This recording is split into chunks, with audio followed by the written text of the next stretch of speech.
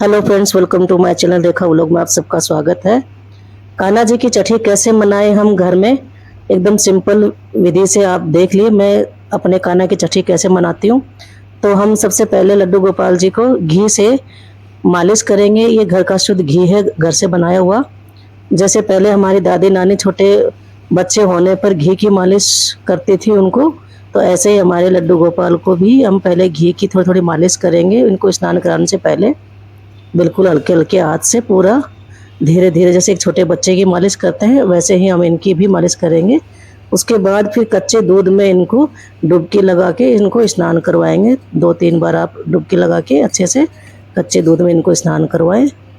और दूध में स्नान करने के बाद में फिर वापस से शुद्ध जल लें और उसमें थोड़ा गंगा जल भी डालें। मैंने पहले ही डाल लिया इसमें गंगा जल, और गंगा जल डाला हुआ जल से इनको वापस से इनको स्नान करवाएं, ताकि ये दूध वूध सारा घी सब अच्छे से हट जाए।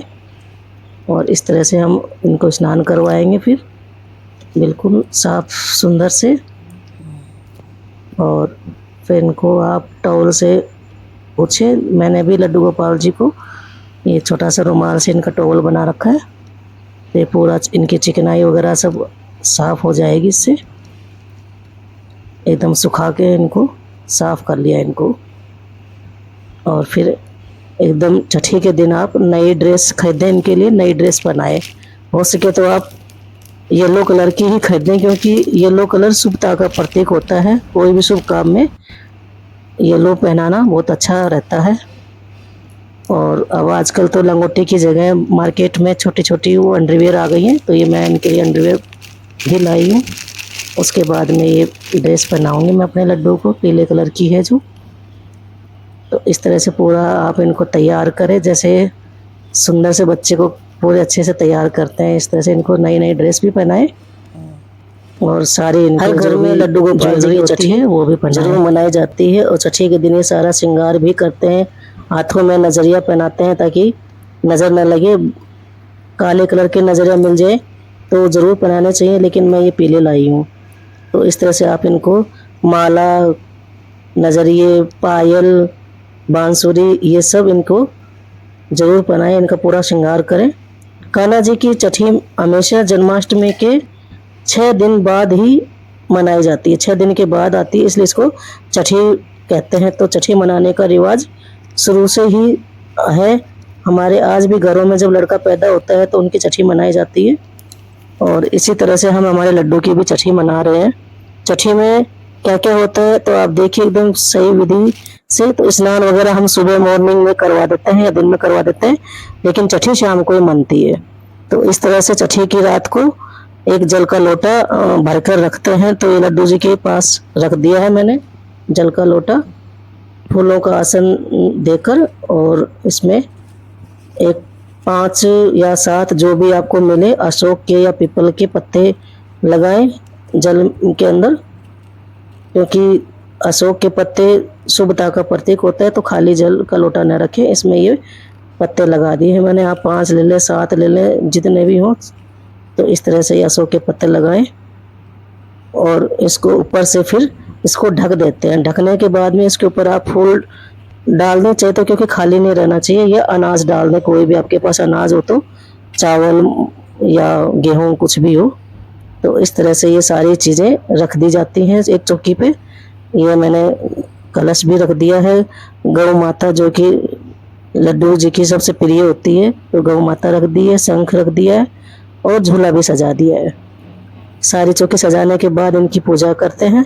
तो इस तरह से मैंने तिलक लगा दिया है गणेश जी को, गौ माता को और कान्हा जी को। कान्हा जी को हमेशा चंदन का ही तिलक लगाएं, रोली का तिलक की बजाय चंदन लगाना चाहिए लड्डू गोपाल जी को।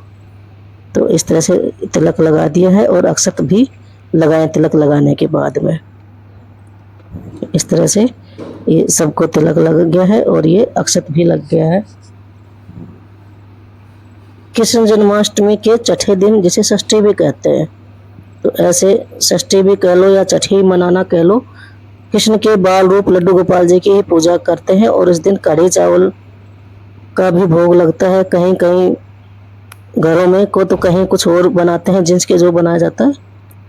और पुष्प भी अर्पित करें या माला अर्पित करें तो घर पे ये मेरे घर के फूल हैं जो मैंने उनको अर्पित किया है। आप चाहे तो बाजार से भी ला सकते हैं।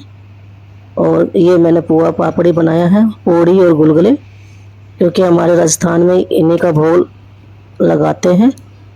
तो आप भी कढ़ी चावल का लगाएं, चीज़ का लगाएं, घर पे जो भी ऋतु फल हो वो ज़रूर लाएं। बहुत सारे पकवान, मिठाई, ड्राई फ्रूट्स जो भी आपके पास हो सब, क्योंकि ये एक बहुत ही बड़ा उत्सव होता है। जैसे जन्माष्टमी पे होता है वैसे ही फिर ये लड्डू गोपाल जी के गिफ्ट लाए हैं हम। ये इनके खिलौने हैं, ड्रेस है नई नई सुंदर सुंदर, ये बांसुरी है, लड्डू गोपाल जी को नई बांसुरी भी ला के दी है मैंने। तो इस तरह से आप भी इनको बहुत सारे गिफ्ट दें, खिलौने दें। छठी में पैसे भी देते हैं इनको, आपको जो इच्छा हो। ये छोटी सी बॉल है हमारे कान्हा की, जिससे आगे खेलेंगे, क्योंकि ये बाल रूप में ही है तो इनको खुश किया जाता है बॉल से। ये झुंझुना बजा के इनको खुश कर रहे हैं और इनको पैसे वार कर इनकी नज़र उतार रहे हैं, इनको पैसे वार रहे हैं इनके ऊपर से। तो इस तरह से आप फिर करने के बाद में इनको आरती करें, इनकी आरती कर गाएं या भजन गाएं या मंत्र बोलें, जो भी आपको आता हो वैसे आपकी भावना के अनुसार आप इनकी पूजा करें। पूजा आरती करने के बाद में फिर प्रसाद का भोग लगा के ये सारा प्रसाद पूरे घर वालों को सबको खिलाना जरूरी होता है।